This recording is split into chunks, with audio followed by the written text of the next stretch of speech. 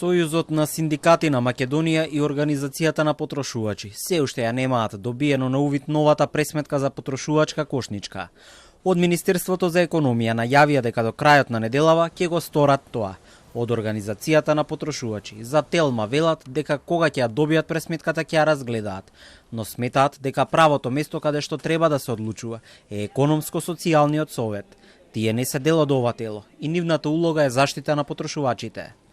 Од економија пред неколку дена соопштија дека до крајот на неделата ќе ја дадат на увид, а до крајот на месецов очекуваат да биде верификувана во рамки на економско-социјалниот совет. По изјавите на министерот за економија и министерот за земјоделство со кусо објаснување околу тоа што ќе влегува во пресметката.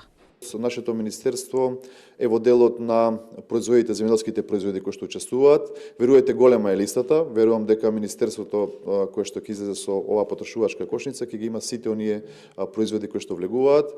Пред се застапени производите кои што ги произведуваме во Република Македонија. Знаете дека одредени производи се со сезонски карактер, така да во периодот на производство ќе бидат и вметнани во таа кошничка.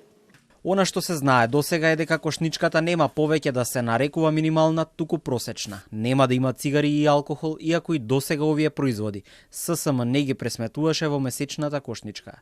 А нема да има ниту одмор во странство за тоа што се смета за луксус. Во сегашната на ССМ има вклучено 7 дена во дојран. Исто така оваа нова кошничка ќе биде за 3-члено семејство.